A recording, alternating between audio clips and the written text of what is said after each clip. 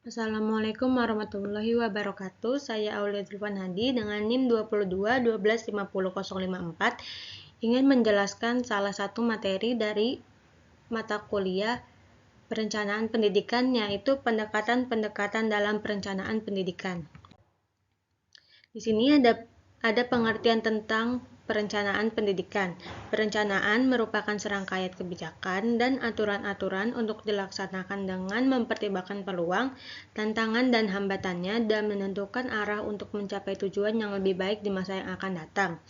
Lebih tegas lagi, dapat dikemukakan bahwa perencanaan tersebut bertujuan untuk menjadi jembatan antara teori dengan praktek, dan ini digunakan untuk mengontrol masa depan melalui apa-apa yang dilakukan pada masa ini. Melalui perencanaan tersebut, seseorang juga dapat mengantisipasi kejadian-kejadian yang tidak diinginkan dan membuat periodisasi aksi dalam meraih tujuan. Perencanaan merupakan langkah pertama dalam suatu usaha untuk mencapai hasil yang memuaskan. Perencanaan sangatlah penting sebagai bagian dari manajemen, apalagi di dalam pendidikan. Pendidikan yang memiliki perencanaan yang matang akan menghasilkan pendidikan yang baik pula. Jika pendidikan itu tidak memiliki perencanaan yang matang, maka akan berdampak pada kelangsungan pendidikan itu sendiri. Selain pengertian dari perencanaan, kita juga harus mengetahui arti dari pendidikan. Dalam Dictionary of Education atau dalam kamus pendidikan, pendidikan merupakan proses di mana seseorang mengembangkan kemampuan sikap dan perilaku dalam masyarakat di dalam hidupnya. Proses sosial di mana seseorang diharapkan pada pengaruh lingkungan yang terpilih dan terkontrol, khususnya yang datang dari sekolah, sehingga mereka dapat memperoleh dan mengalami perkembangan kemampuan sosial dan kemampuan individual yang optimum.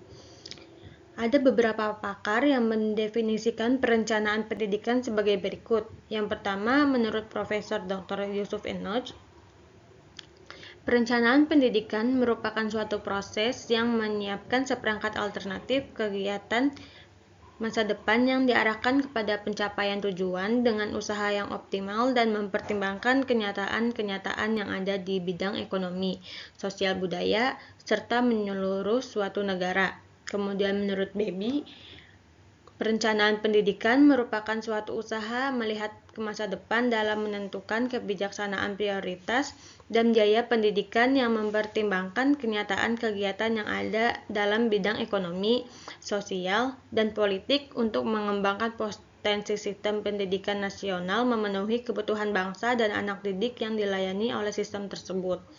Pengertian perencanaan pendidikan di atas menurut para pakar dapat disimpulkan bahwa perencanaan pendidikan merupakan proses penentuan langkah dan arah pendidikan di masa mendatang untuk mencapai tujuan yang lebih baik. Selanjutnya ada pendekatan pendidikan.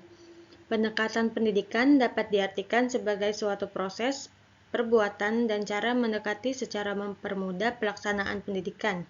Jika di dalam kegiatan pendidikan metode berfungsi sebagai cara mendidik, maka pendekatan berfungsi sebagai alat bantu agar penggunaan metode tersebut mengalami kemudahan dan keberhasilan. Selain metode-metode memiliki peranan penting dalam kegiatan pendidikan, pendekatan-pendekatan juga menempati posisi yang berarti pula untuk memantapkan penggunaan metode-metode tersebut dalam proses pendidikan, terutama dalam proses belajar mengajar. Menurut Wahyudi, pengertian berpendapat bahwa arti pendekatan pendidikan adalah cara mengelola kegiatan belajar dan perilaku siswa agar ia dapat aktif melakukan tugas belajar sehingga dapat memperoleh hasil belajar secara optimal. Kemudian ada pendekatan dalam perencanaan pendidikan. Pendekatan perencanaan pendidikan adalah titik tolak atau sudut pandang yang digunakan dalam proses pelaksanaan pendidikan dengan adanya langkah-langkah kegiatan yang sistematis guna mencapai tujuan pendidikan secara efektif dan efisien. Perencanaan pendidikan berperan dalam memberikan kejelasan arah dalam usaha penyelenggaraan pendidikan. Oleh karena itu, seorang perencana pendidikan dituntut untuk memiliki kemampuan dalam menyusun sebuah rancangan dengan menggunakan salah satu jenis pendekatan perencanaan pendidikan. Pendekatan perencanaan pendidikan tiap jenis dan jenjang pendidikan akan berbeda. Hal ini dikarenakan adanya sudut pandang yang berbeda dari setiap satuan pendidikan dalam menempuh tujuan pendidikan. Tujuan desentralisasi pendidikan adalah untuk meningkatkan kualitas atau mutu pendidikan yang ada di Indonesia.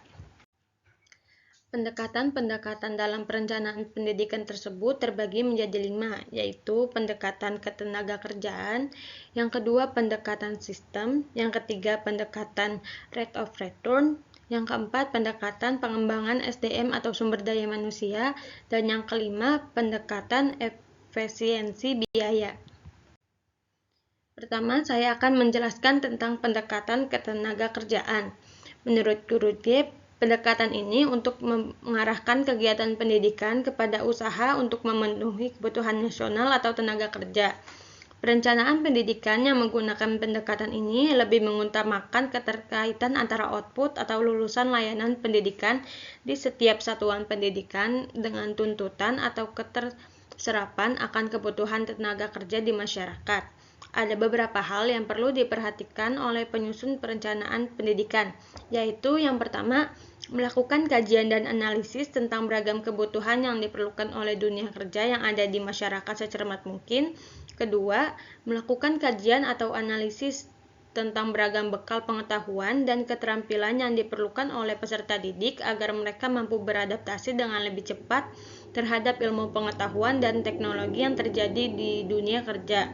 Dan yang ketiga, mengkaji atau menganalisis tentang sistem layanan pendidikan yang terbaik dan mampu memberikan bekal yang cukup bagi siswa untuk terjun di dunia kerja. Di sini ada kelebihan atau kelemahan dari perencanaan pendidikan yang menggunakan pendekatan ketenagakerjaan. Kelebihannya yaitu pendekatan ketenagakerjaan adalah proses pembelajaran atau layanan di satuan pendidikan mempunyai aspek korelasional yang tinggi dengan tuntutan dunia kerja yang dibutuhkan oleh masyarakat. Yang kedua, pendekatan ini mengharuskan adanya keterjalinan yang erat antara lembaga pendidikan dengan dunia usaha dan industri. Kelemahan dari pendekatan ini adalah mempunyai peranan yang terbatas dalam perencanaan pendidikan, karena pendekatan ini telah mengabaikan peran sekolah menengah umum dan lebih mengutamakan sekolah menengah kejuruan untuk memenuhi kebutuhan dunia kerja. Yang kedua, perencanaan ini lebih menggunakan orientasi, klarifikasi, dan rasio antara permintaan dan persediaan dan tujuan utamanya untuk memenuhi tuntutan dunia kerja, sedangkan di sisi lain dunia kerja selalu berubah-ubah atau bersifat dinamik begitu cepat. Kemudian, pendekatan keefektifan biaya. Pendekatan ini lebih memfokuskan pada alternatif-alternatif yang menghasilkan lebih banyak keuntungan daripada biaya yang dikeluarkan.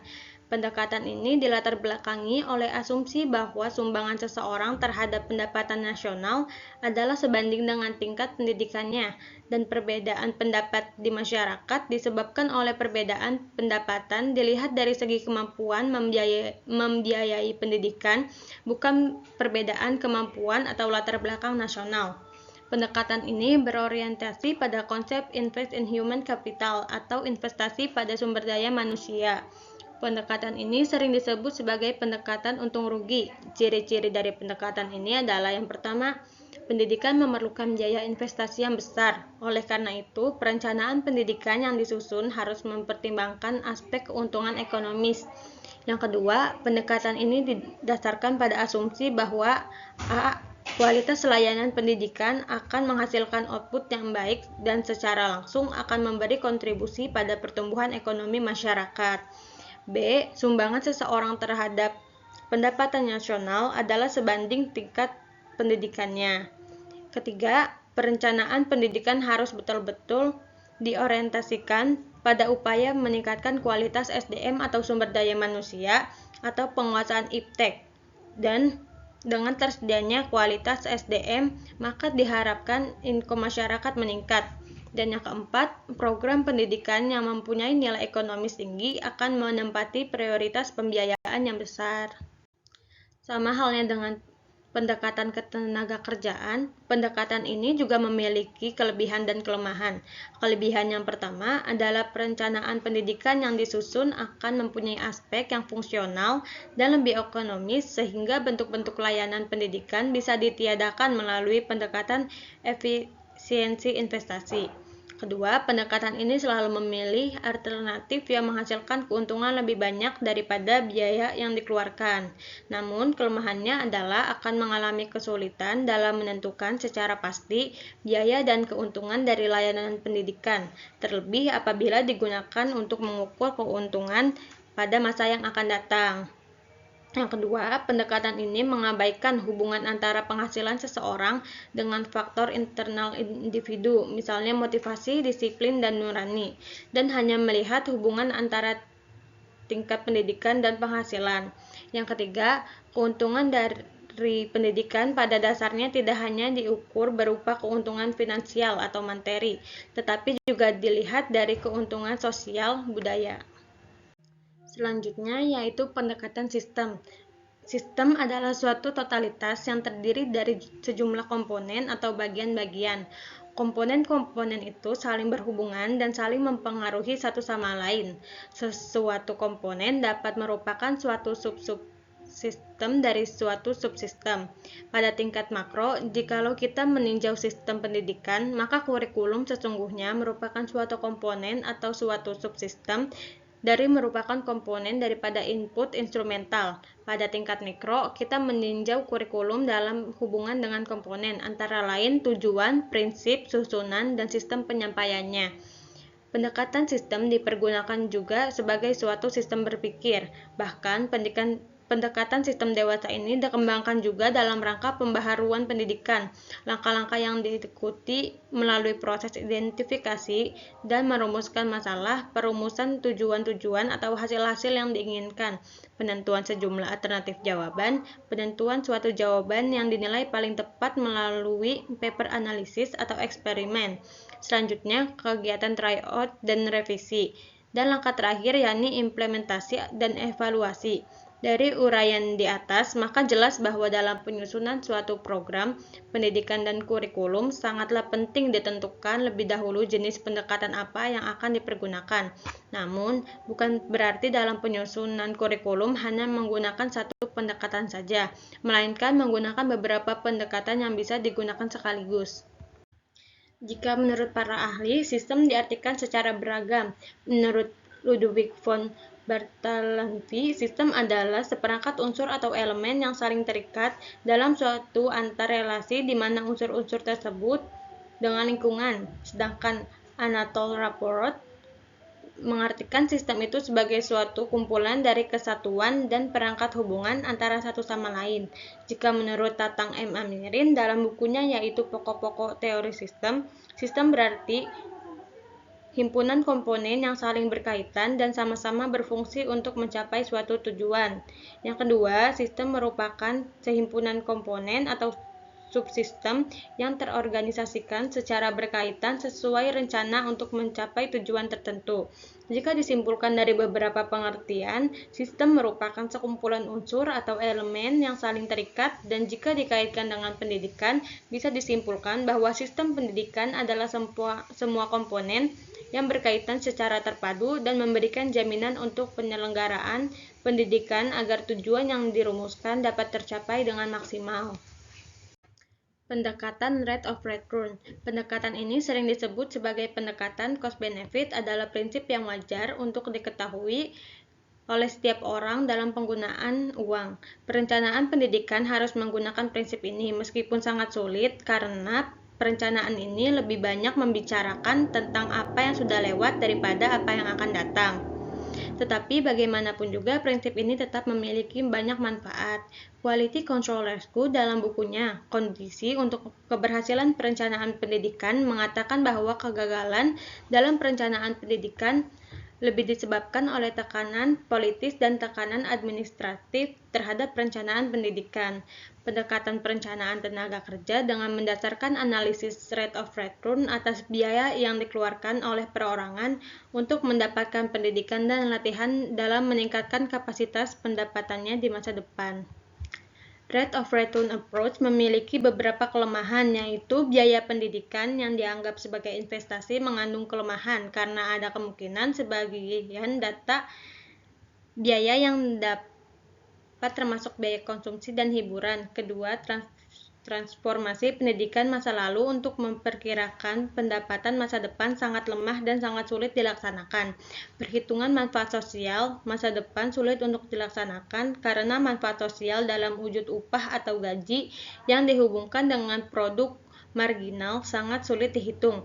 Pengertian upah dan pendapatan untuk negara sedang berkembang sangat sulit dibedakan, apalagi pendapatan dan upah tenaga kerja di negara yang sedang berkembang tidak hanya merupakan fungsi dari pendidikan dan latihan.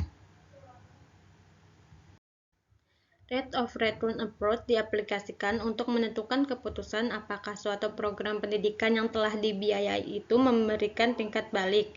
Rate of return dihitung dengan membandingkan tingkat keuntungan bersih yang diperoleh dengan total aset yang digunakan untuk pembiayaan pendidikan. Pada perencanaan pendidikan juga diperlukan perhitungan cost-benefit yang dikaitkan dengan analisis keuntungan atas investasi pendidikan dari pembentukan kemampuan, sikap, dan keterampilan. Karena keuntungan tersebut bukan hanya dalam bentuk uang, maka diperlukan penyesuaian cara-cara dalam memperhitungkannya, yaitu dengan cara menentukan nilainya berdasarkan atas biaya perbandingan pengeluaran untuk barang-barang yang tidak dapat dipasarkan. Kemudian, pendekatan pengembangan SDM atau sumber daya manusia. Pengertian dari pendekatan sumber daya manusia adalah konsep manajemen yang menilai bahwa peningkatan performa dan juga motivasi dari tenaga bisa terjadi jika seluruh kebutuhan dari tenaga kerja sudah bisa terpenuhi dengan baik, dan tenaga kerja merasa bahwa imbalan yang didapatkan sudah sesuai dengan apa yang dikorbankan. Peningkatan kualitas sumber daya manusia yang menjadi tugas dan tanggung jawab utama pendidikan sangat dipengaruhi oleh faktor globalisasi dan teknologi. Pengaruh globalisasi, kemajuan teknologi dan informasi, serta perubahan nilai-nilai sosial harus diperhitungkan dalam perencanaan pendidikan khususnya pada otonomi sekolah dalam rangka menjalankan tanggung jawab dunia pendidikan untuk mencapai tujuan pokok melahirkan manusia yang berkualitas. Pengembangan merupakan suatu proses pendidikan jangka panjang yang menggunakan prosedur sistematis dan terorganisir yang manajerialnya mempelajari pengetahuan konseptual dan teoritis untuk mencapai tujuan. Pengembangan menurut Supriyanto adalah suatu kegiatan untuk perbaikan kemampuan pegawai dengan cara meningkatkan pengetahuan dan pengertian pengetahuan umum, termasuk peningkatan penguasaan materi, pengambilan keputusan dalam menghadapi persoalan organisasi.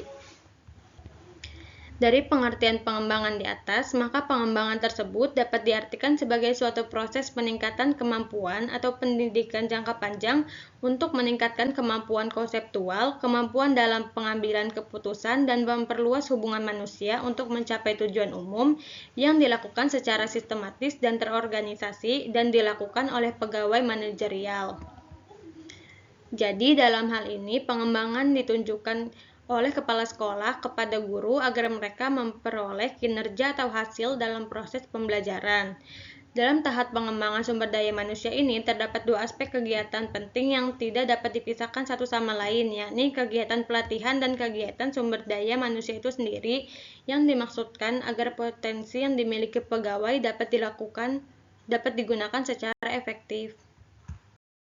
Materi di atas dikutip dan diambil dari sumber-sumber ini. Kurang lebihnya mohon maaf. Wassalamualaikum warahmatullahi wabarakatuh.